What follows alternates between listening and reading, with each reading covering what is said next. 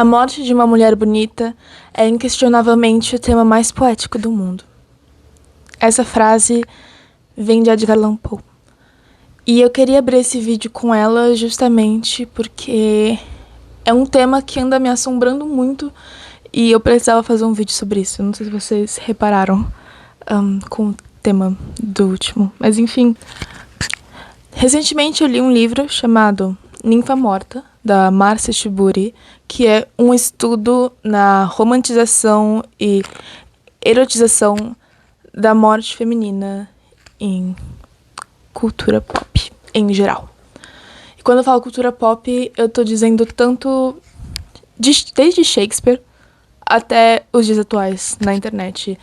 E eu acho que frequentemente a gente levanta esse tópico de novo da glamorização da morte feminina em diversas formas, desde a renascença de Twin Peaks até a nova fase da Lana Del Rey, que está causando burburinhos, ou até mesmo a temática da Ethel Cain, e por aí vai. E eu espero que vocês estejam ao lado de uma boa xícara de chá, assim como eu estou esperando meu esfriar aqui, porque essa é uma conversa longa.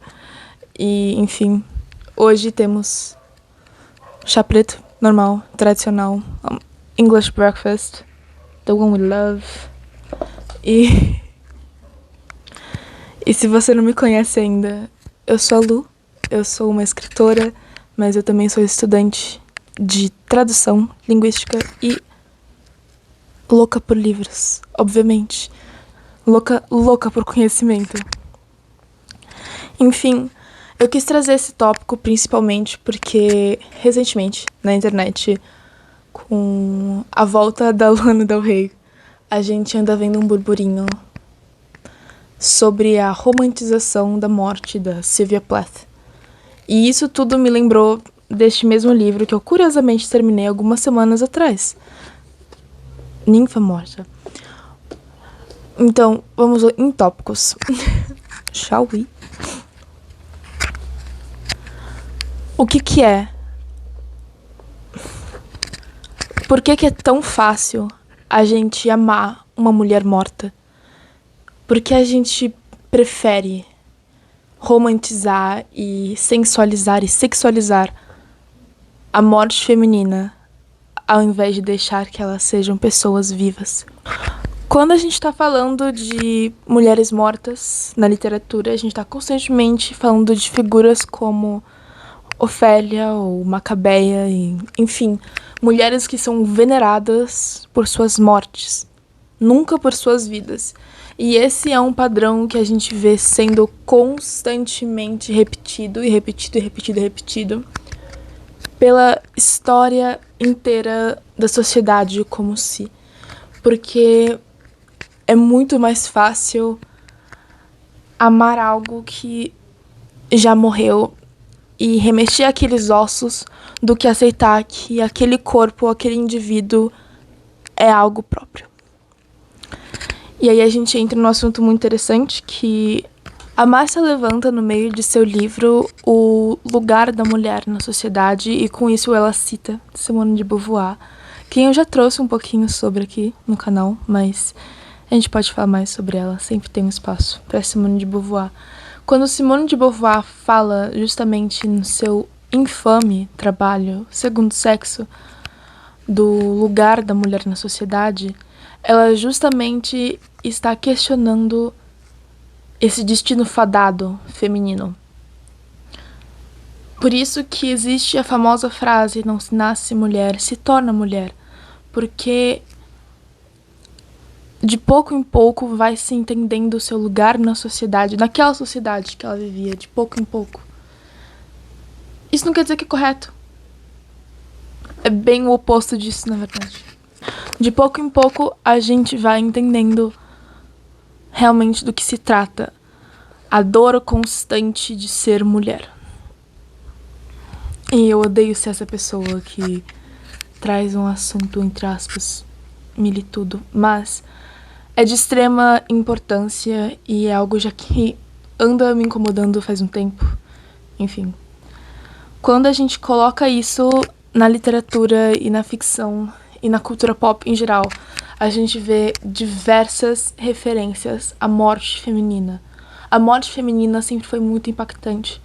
A morte feminina, ela sempre acompanhou e assombrou a narrativa e, honestamente, quem não ama uma história de uma mulher que assombra a narrativa, não é mesmo?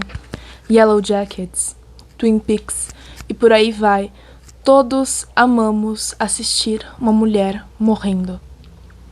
E eu sei que isso soa dolorido e forte, mas é verdade.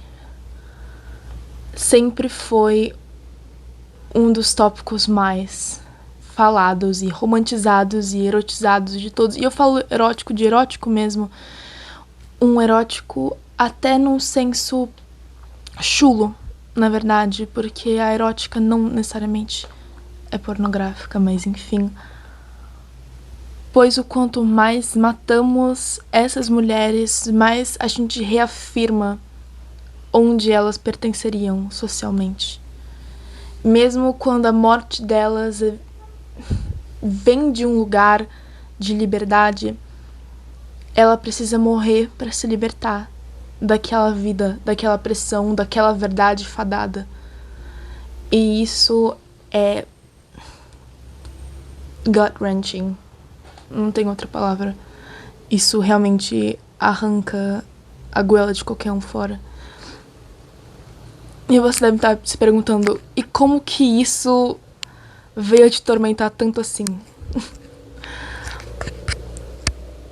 E o que isso tem a ver com a Lana Del Rey? Disclaimer. Eu amo a Lana Del Rey, assim como amo a Sylvia Plath. Yes, ok. Eu amo todas. Disclaimer.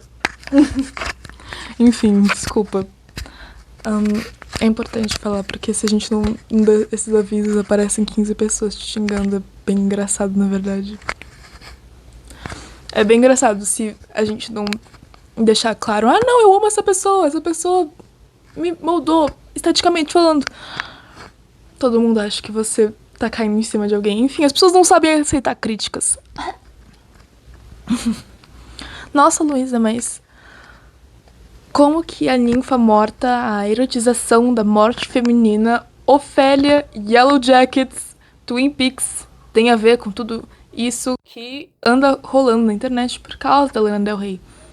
Pois bem, eu vou te explicar. A Lana Del Rey recentemente anunciou seu 10º álbum de estúdio intitulado Stove, qual já rolou uma repercussão imensa sobre o título, justamente porque a sua figura foi atrelada a Sylvia Plath constantemente por sua carreira, porque ela se atrelou a ela de diversas maneiras, com diversos poemas e diversas referências musicais. Pois ela mesma já disse como ela se entende nas palavras da Sylvia Plath, e a Sylvia Plath é uma das escritoras favoritas dela, e eu não julgo ela, ela também é. Eu tenho uma tatuagem pra Sylvia Plath. Oi? Tá, e qual que é o problema de tudo isso? Até aí, problema algum. Agora, romantizar o suicídio de Sylvia Plath, enfiando a sua cabeça num forno como uma homenagem a um romance, sendo que Sylvia Plath justamente fez isso por ter visto a sua vida sendo destruída por um casamento extremamente tóxico e violento, é genuinamente questionável e genuinamente preocupante. E ver que as pessoas comentam coisas como Sylvia Plath estaria orgulhosa de você, ou a Sylvia Plath estaria muito contente com isso, Sylvia Plath está dando pulos de alegria, de uma forma não irônica, é assustador. É assustador. Porque aquela mulher morreu justamente por causa de abuso doméstico. E a gente tá aqui utilizando do seu suicídio, da sua morte por conta de abuso doméstico, como uma homenagem ao amor. Maybe I'm too woke. But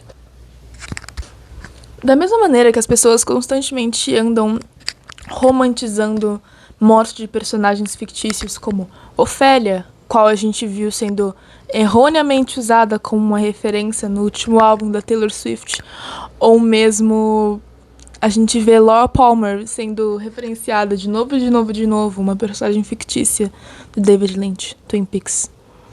Ótima série, inclusive. A gente vê essa mesma narrativa sendo levantada de novo. Todo mundo ama uma mulher morta, todo mundo ama ver uma mulher morrendo. E a gente não precisa sair do país para isso. Assim como antes tinha dito, a própria Macabeia, personagem mais famosa da Clarice Lispector. Por que as pessoas lembram dela? Porque no final de sua vida ela foi atropelada e morreu. Enfim. Eu peço minha desculpa se vocês estiverem escutando algum barulho. Meu vizinho decidiu treinar trompete agora, às 4 da tarde. Ok, girl. Get it? E qual que é a problemática disso? Nenhuma dessas personagens, ou mesmo a Sylvia Plath, como pessoa, estão sendo lembradas como pessoas, mas sim como mortes. Mas sim como a fantasia do ápice da sexualidade que existe dentro da estrutura patriarcal que a gente vive hoje, que é a morte da mulher. A gente vive, e isso é inegável, você gostando ou não de assuntos, entre aspas, militantes ou políticos. A gente vive numa sociedade extremamente patriarcal e misógina, e a misoginia constantemente mata mulheres. E ver que a misoginia vence toda vez que a gente romantiza a morte de uma mulher é assustador. E é disso que se trata esse vídeo. É assustador ver a gente constantemente passando pano pra algo que é tão escrachadamente torturante. A morte feminina é uma fantasia patriarcal, porque o ápice do prazer pra eles é assistir essas mulheres morrendo, para que eles possam ter controle de suas narrativas.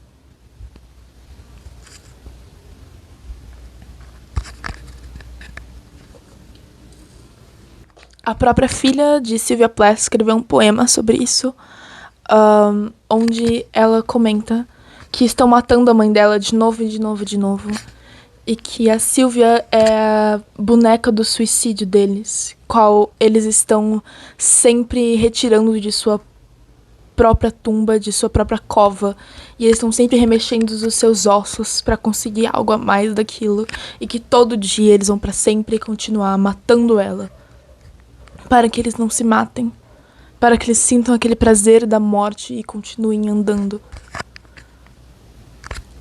E simplesmente não é justo. Nem com ela, nem com personagens fictícios, nem com qualquer mulher que foi fadada à morte. Por motivos doloridos de ser mulher, pelo simples motivo de ser mulher.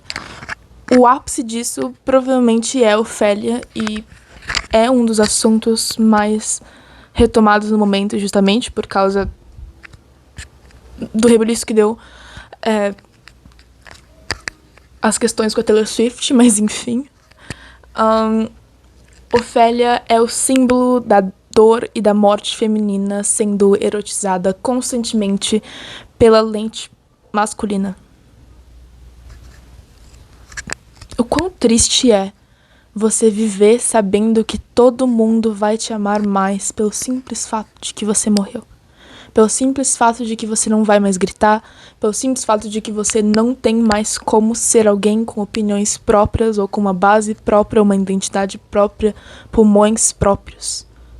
No final do dia, todo mundo ama uma mulher morta porque ela não questiona, ela não fala, ela não grita, ela não nega. Ela continua sendo a sua fantasia suprema.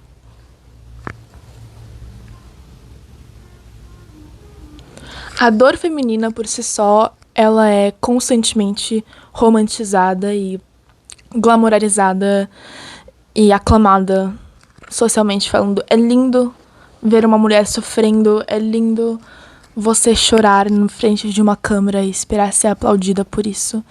Porque você é delicada, você é frágil. Você é feita para sofrer, para amar e ser só perdão. Como já dizia um dos maiores compositores brasileiros de todos os tempos. Mas enfim. Quanto mais a gente realmente busca isso, mais a gente percebe que a paixão pela mulher que sofre está em todos os lugares. E não importa o quanto que a gente tente, a gente sempre vai voltar a estes mesmos temas. A Margaret Atwood fez um livro inteiro sobre isso, um livro que é extremamente aclamado e, na verdade, eu recomendo mais do que nada, que se chama O Conto de Aia. O Conto de Aia é um dos melhores livros escritos, enfim, nos últimos 30 anos. Mas, enfim.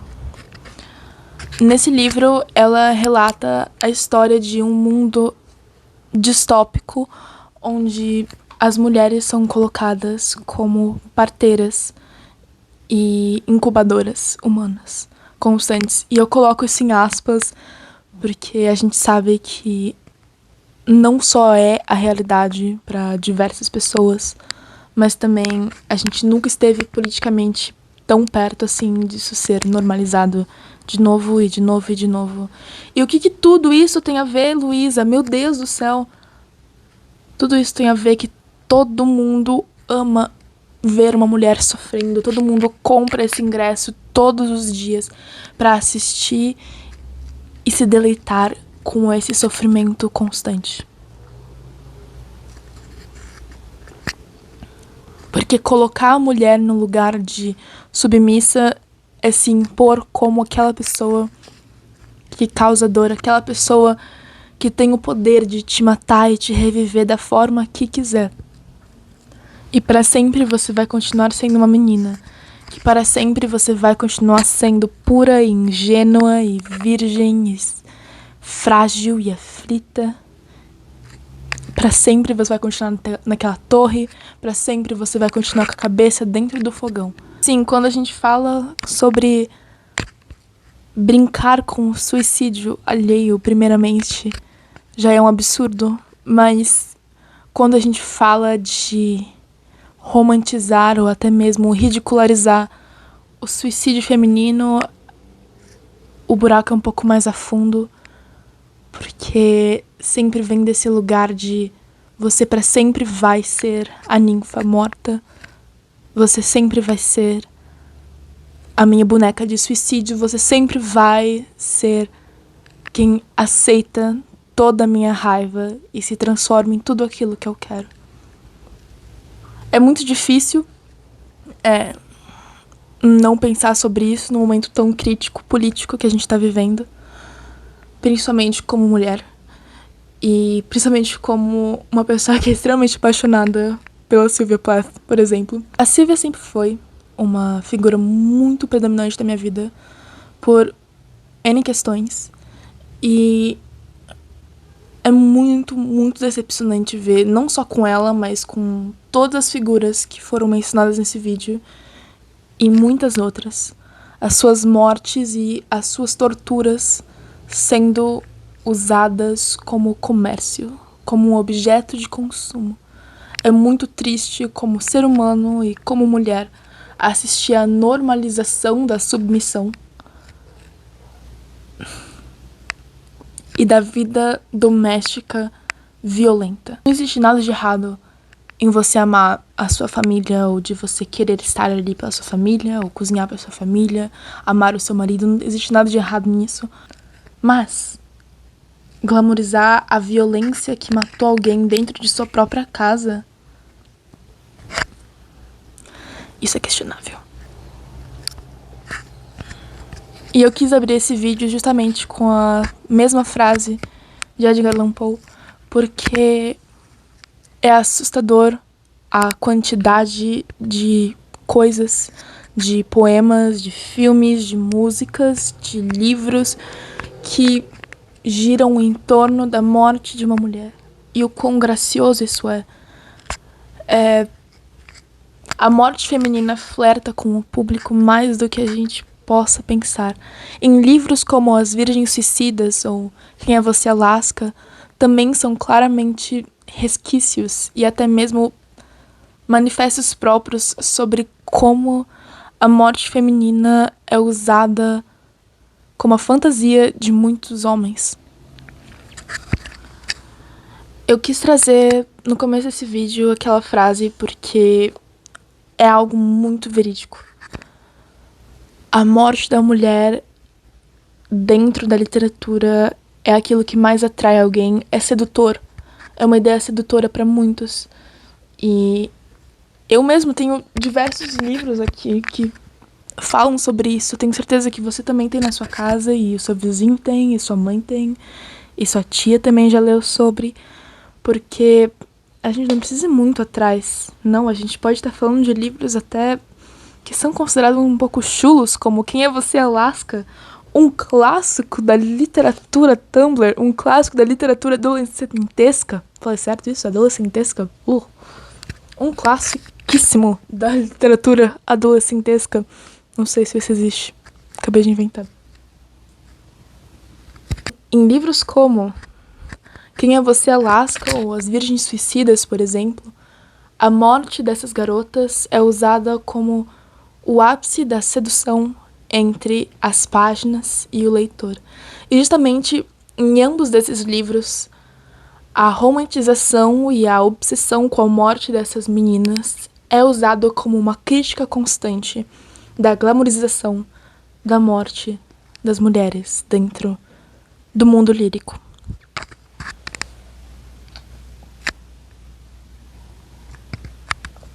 No final do dia, não é sobre o que a gente consome ou não, mas com a consciência que a gente está consumindo aquilo. Não é muito sobre evitar certos tópicos ou não falar de certos tópicos, não usar certas palavras, mas como elas são usadas. A nuance por trás disso tudo, principalmente num momento tão delicado como o que a gente se encontra agora. Porque a gente não está matando mulheres apenas liricamente.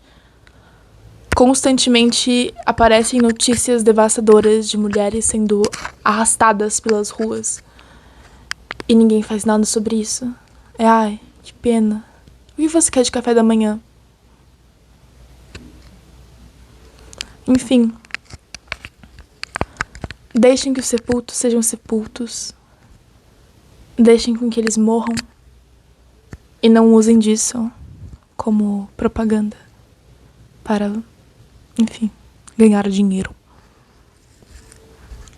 No final do dia, todo mundo ama uma mulher morta. E isso é infelizmente inevitável.